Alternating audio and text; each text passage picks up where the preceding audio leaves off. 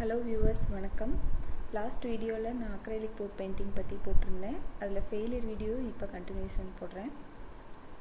அந்த வீடியோ பண்ணும்போது எவ்வளோ ஜாலியாக இருந்ததோ அதுக்கு அப்படியே ஆப்போசிட்டாக இருந்தது இந்த வீடியோ பண்ணது. ஏன்னா தொடர்ந்து என்னென்ன ட்ரை பண்ணமோ எல்லாம் ஃபெயிலியர் தான் ஆச்சு. இதுதான் அவங்க அந்த அக்ரைலிக் போர்ட் கிட்டோட கொடுத்துருந்த ஏப்ரான். ஸ்டார்டிங்லாம் நல்லா தான் இருந்தது. ஆனால் ஃபஸ்ட்டு இதில் நிறைய மிஸ்டேக்ஸ் இருக்குது. அதை நீங்கள் லேர்ன் பண்ணிக்கணுங்கிறதுக்காக தான் இந்த வீடியோவை போடுறேன்.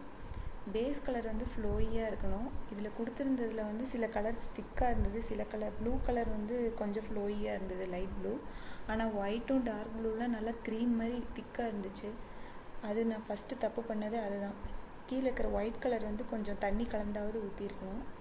அப்போ தெரியாதனால மிஸ்டேக் ஆயிடுச்சு.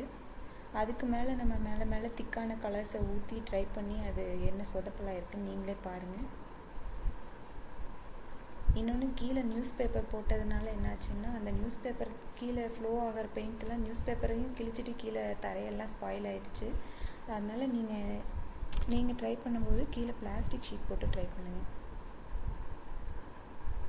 இன்னொன்று, ஹீட்டரில் வந்து ஹை செட்டிங் ஸ்விட்ச் பண்ணதில் பெயிண்ட் வந்து குயிக்காக ட்ரை ஆயிடுச்சு. அதனால் இன்னுமே அந்த பெயிண்ட் மூவ் ஆகாமல் ஒரே இடத்துல வந்து கெட்டியாக ஒட்டிக்கிச்சு. நீங்களே இதில் பார்த்தீங்கன்னா தெரியும், ஒயிட் கலர் வந்து நல்லா க்ரீம் மாதிரி இருக்குது.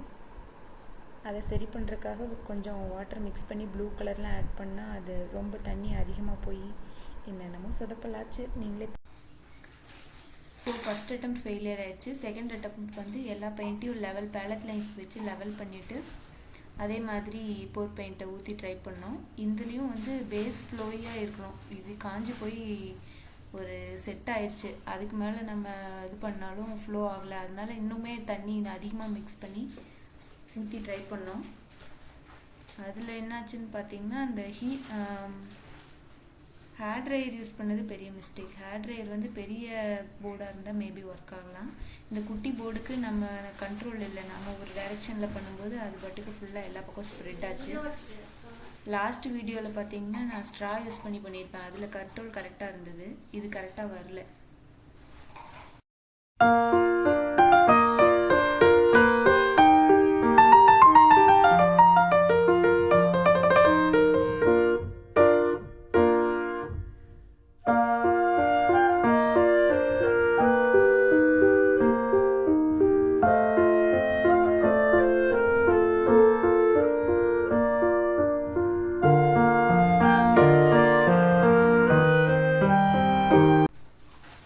செகண்ட் அட்டம் பார்த்தீங்கன்னா ஒர்க் ஆகுற மாதிரி தெரிஞ்சாலும் கண்ட்ரோல் இல்லாதனால கரெக்டான ரிசல்ட் வரல.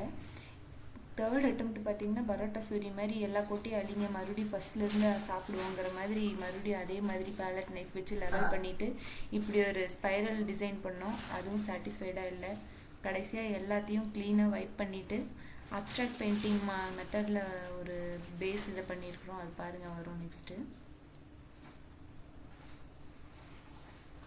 அந்த ஸ்வைப் பண்ணி எடுத்த பெயிண்ட்டை தான் வந்து லாஸ்ட் டைம் போர் பெயிண்டிங்கில் நான் யூஸ் பண்ணியிருப்பேன் பேஸாக. அதனால தான் அந்த பேஸ் வந்து ஒரு அன்ஈவனாக இருந்தது.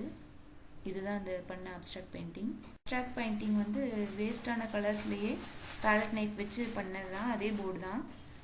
இதுக்கு மேலே ஒரு லுக் வர்றதுக்காக ஒரு லீஃபில் வந்து பேக் சைடில் கோல்டன் பெயிண்ட் அடித்து அது மேலே அதோட பிரிண்ட், அதோட வெயின்ஸ் எல்லாம் பிரிண்டில் ஒரு மாதிரி பண்ணியிருக்கேன்.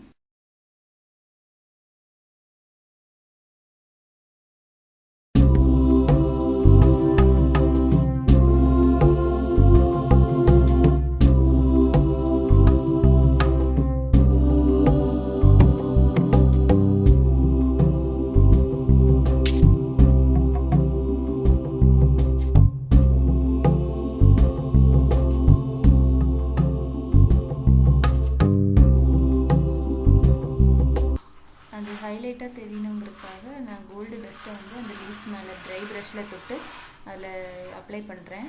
இந்த பெயிண்ட்டோட இதுலேயே அது ஒட்டிக்கும். பார்க்குறதுக்கு உங்களுக்கு நல்லா ஷைனிங்காக சூப்பராக லுக் தெரியும். அந்த லீஃப் நல்லா எடுப்பாக தனியாக தெரியும். இந்த வீடியோ உங்களுக்கு யூஸ்ஃபுல்லாக இருந்திருக்கும்னு நம்புகிறேன். நெக்ஸ்ட் வீடியோவில் சந்திக்கலாம். பாய்.